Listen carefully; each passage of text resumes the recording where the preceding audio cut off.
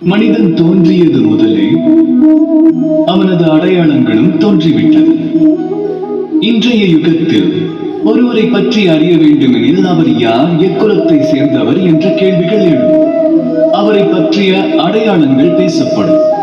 தமக்கு அருகிலும் அது போன்ற நபர்கள் வசிக்கலாம். அந்த அடையாளத்தை அவர்கள் தமக்கு சாதகமாக்கிக் கொள்வார்கள். அந்த அடையாளத்தை கொண்டு வாழ்வில் முன்னேற முயற்சி செய்வார்கள். செல்வத்தினை சேர்ப்பார்கள். ஆனால் சற்று சிந்தித்து பாருங்கள், இச்செயல் சரிதானா?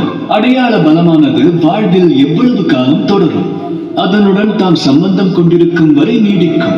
சம்பந்த பிணைப்பானது முறிந்தால் அவ்வடையாளம் தானாக தங்களை நீங்கிவிடும். இனி ஆற்ற வேண்டியது என்ன?